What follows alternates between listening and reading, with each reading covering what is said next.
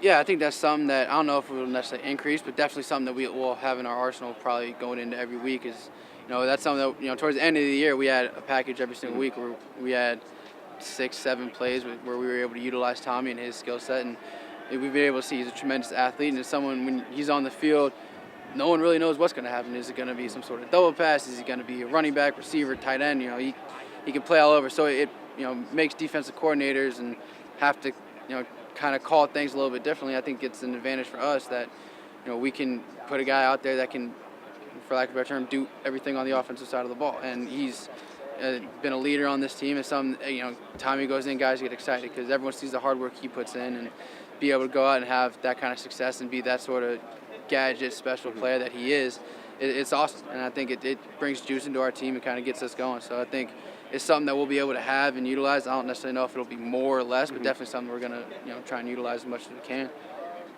Trace, much has been made about expectations as far as Heisman, candidacy, different awards, watch lists. What are your realistic expectations for yourself this year?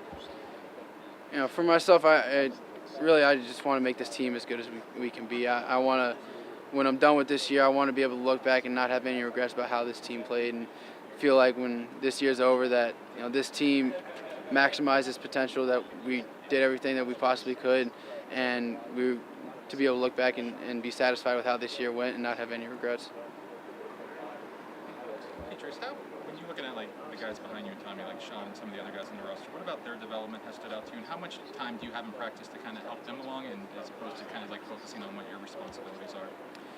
Yeah, I mean, it's been awesome to kind of see Sean go through a full off season and how he's approached it and wanting to learn as much as he possibly can and improve in every little aspect of his game. And he's been a guy that he'll ask me questions. He'll go up and watch film, and I'll see him the next day. And he'll ask me, hey, what were you looking at in this play? Why did this happen? What were you thinking? And trying to learn more about our offense and things like that. So I think it's been awesome to kind of see that kind of development in him, but also him take a little bit more of a leadership role with a lot of these younger receivers and guys that are coming in. He's been doing a really good job of I've worked a ton with a lot of the older guys through the years, and he started to kind of try and take a lot of the young guys under his wing, so their chemistry is going to start building for when he gets his opportunity, whenever that is. And I think it's been awesome to kind of see him take on that role and that leadership role, and Tommy as well. They're both extremely hungry and they want to continue to get better. And I think that's one thing about our quarterback room is that we're extremely competitive, and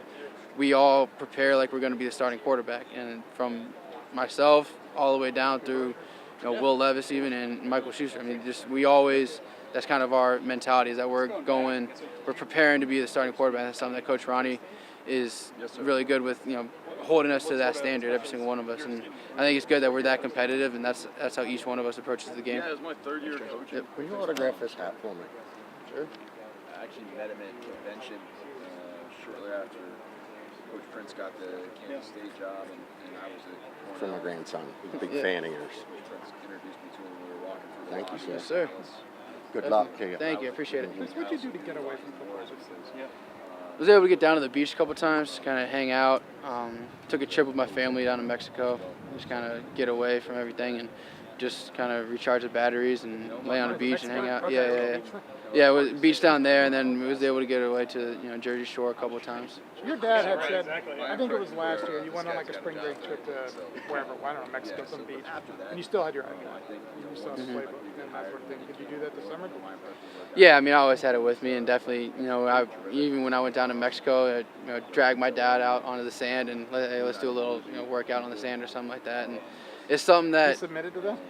I mean, my dad's a workout nut, so he loves doing that kind of stuff. Okay, So it makes it easy. Still was, yeah. Yeah, no, so he loves doing that, so it makes it easy for me. Like when we go on family trips and like that, like hey, I want to get a workout here, there. I want to do this, and he's always as long as I just throw a pair of gloves in my bag, he'll go out and catch and that kind of stuff. So it's definitely something that it always follows me wherever I go, and that's kind of one of the things that really as a college football player, there's not necessarily a day off, and there's time where you can take some time to relax, and you can't be 100% full go the entire year because you just wear yourself out. But I think there's time and place for everything. So you threw to your dad on a beach in Mexico?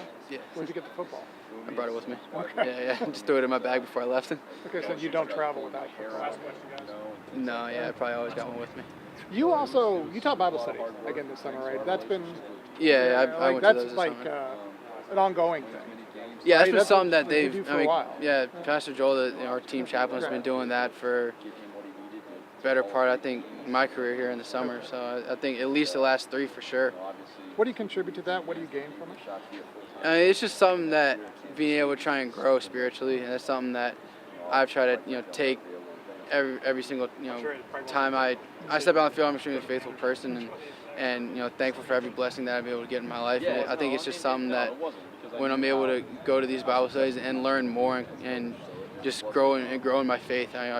Obviously, there's a lot of things you can do to grow as an athlete, and you can do all that kind of stuff. But I think growing in your faith is just as important. So that's been the thing that I've been able to go, and I think we've been able to have really good conversation with a lot of the guys that are out there. Someone's interpretation of a verse might be different than mine, but being able to hear what they think and hearing their interpretation of it opens your eyes, and you're able to look at things in a little bit of a different light. You've been doing that, every summer since you've been here, or Since they started doing it, and it's been at least the last 3. Okay.